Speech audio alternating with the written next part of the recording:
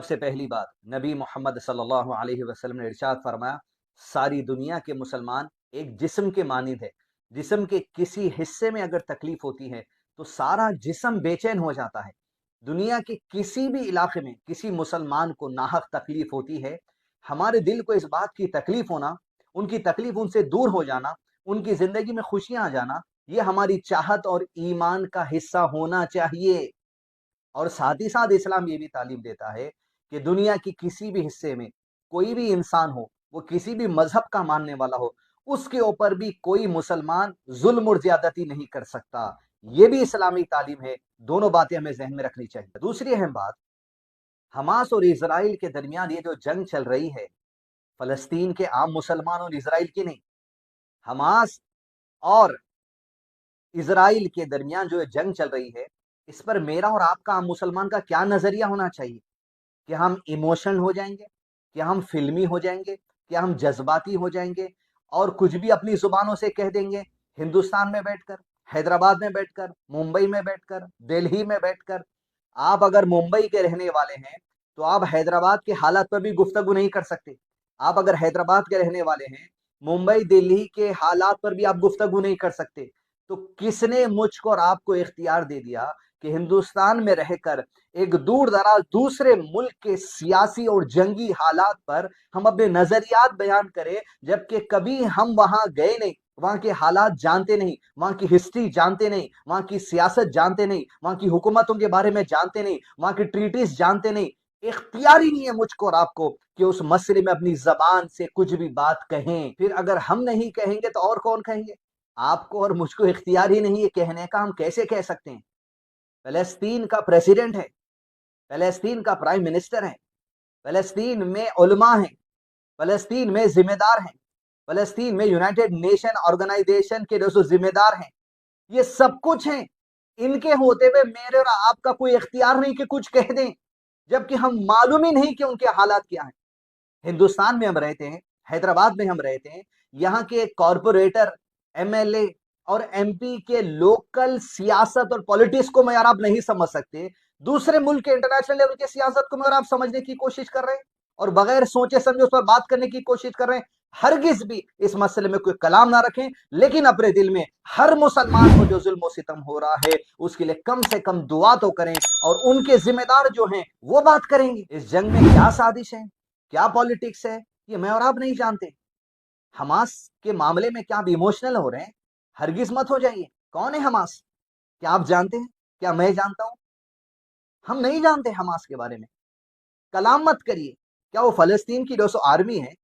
کسی ملک کی آرمی ہوتی ہے، ہمارے ملک ہندوستان کی آرمی ہے، چہرے کو کھلا رکھ کر دشمن سے فیس ٹو فیس لڑتی ہے۔ یہ حماس کون ہے بھائی جو چہرے پہ نقاب ڈال کر لڑتے ہیں؟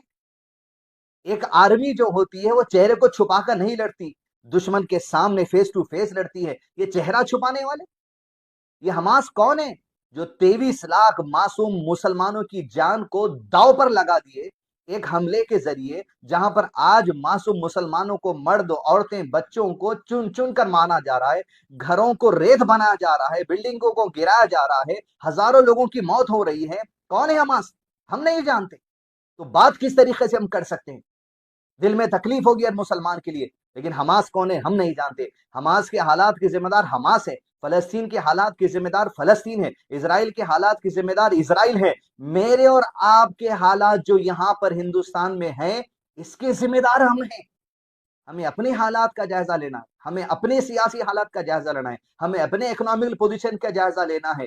فلسطین کے لیے آپ فکر مند ہوئیے محبت کے حیثیت سے، انسانی تقاضے سے، لیکن آپ کو کلام کرنے کا کوئی اختیار نہیں ہے، آپ کو بات کرنے کا کوئی اختیار نہیں ہے، آپ کو مشورہ دینے کا کوئی اختیار نہیں ہے۔ فلسطین کے تعلق عرب لیگ سے ہے، فلسطین کے تعلق یونائٹڈ نیشن سے ہے، فلسطین کے تعلق ان کا پریزیڈنٹ ہے، ان کا پرائم منسٹر ہے، ان کے علماء ہیں، وہاں یونائٹڈ نیشن ہے، وہ لوگ ڈیل کریں گے۔ آپ بغیر سوچے سمجھے کسی مسئلے میں بات کر کر اپنے واٹس ایپ کے آپ ڈی پی پر فلسطین کا جھنڈا لگا رہے ہیں، یہ کیا آپ کو قانونی بات پتا ہے کہ ایز این انڈین ہوتے ہوئے آپ دوسرے ملک کے جھنڈے کو ہلا سکتے ہیں؟ آپ کے اوپر قانونی کاروائی بھی ہو سکتی ہے اس کی وجہ سے۔ ہوش میں رہ کر کام کریے۔ جب تک کہ علم نہیں ہے، جذباتی فلمی باتیں لے کر لوگ آپ کو کچھ بھی کہہ دیں گے، یہ معاملہ ایسا ہو گیا، آواز اٹھانا پڑے گا، روڈوں پہ نکلنا پڑے گا، مت کریے جذباتی کام۔ یہ اخوانی نظریت کے کام اپنے آپ میں لے کے ملوث ہو کے مت پھریے اپنے آپ کو، دور رہیے۔ کیا کر سکتے آپ؟ دعا کر سکتے، ذمہ دار وہ لوگ ہیں، فیصلہ ان کا ہے، وہ لیں گے۔ اور تمام سے زیادہ واللہ ولی المومنین، اللہ ہر مومن کا مددگار ہے۔ واٹس ایپ پر آپ دیکھ رہے ہیں لوگوں کے میسیجز آ رہے ہیں کہ فلسطین کے لیے ڈونیٹ کریے، 1 روپیہ بھی مت دیجیے۔ آپ کو کیا پتا کون یہ پیسہ لے رہا ہے آپ کی طرف سے، کہاں جا رہا ہے یہ پیسہ؟ کیا کوئی دہشت گرد تنظیم کو جا رہا ہے، یا بریڈ روٹی کی شکل میں جو سو وہاں پہنچ رہا ہے؟ فلسطین کو بھیجانے کے لیے معصوم مسلمانوں کو چن چن کر سوشل میڈیا پر، فیس بک پر، واٹس ایپ پر گمراہ کرتے ہوئے، ہو سکتا ہے آپ کو کسی سازش میں پھنسا دیا جائے گا اگر آپ 1 روپیہ بھی ٹرانسفر کر دیں گے تو۔ دنیا بھر کے ممالک، مصر سے، ترکی سے، دوسری جگہ سے، ہر جگہ سے ایڈ جا رہی ہیں، حکومتی لیول پر جا رہی ہیں۔ آپ کو فکر مند ہونے کی ضرورت نہیں، یقیناً تکلیف ہوگی۔ میرے بیان کا مطلب یہ ہے کہ مسلمان کے لیے تکلیف نہ ہو، اسی لیے شروع میں حدیث کہہ دیا گیا۔ لیکن سازشیں کیا ہیں، پالیٹکس کیا ہے، سیاست کیا ہے، اس کے پیچھے کیا ایجنڈا ہے، ہم نہیں جانتے۔ تو آپ دور رہیے تمام حالات سے، زبان کھولنے سے دور رہیے، کچھ غلط بیانی سے دور رہیے، فلسطین کے جھنڈے ڈی پی پہ لگانے سے دور رہیے، کوئی ڈونیشن میسیجز آ رہے ہیں تو ڈونیشن کرنے سے اپنے آپ کو دور رہیے۔ پھر کیا کریں؟ اللہ سے دعا کریں۔ آپ سے زیادہ اللہ تعالیٰ ان کا مددگار ہے، اللہ نے انہیں اس زمین پر بھیجا ہے، اللہ کی نصرت ان کے ساتھ رہے گی، اللہ ہر مسلمان کا مددگار ہے، میرا اور آپ کا بھی مددگار ہے۔ آخری بات، بد دعا دینا اسرائیل کو، یاد رکھیے لفظ اسرائیل، ورڈ اسرائیل لے کر آپ بد دعا نہیں کر سکتے۔ کس کا نام ہے پتہ ہے آپ کو؟ اسرائیل، ابراہیم علیہ السلام کے بیٹے اسحاق علیہ السلام، اسحاق علیہ السلام کے بیٹے یعقوب علیہ السلام، یعقوب علیہ السلام کے بیٹے یوسف علیہ السلام، یوسف علیہ السلام کے والد جو ہیں یعقوب علیہ السلام، یعقوب علیہ السلام کا لقب اسرائیل ہے علیہ السلام۔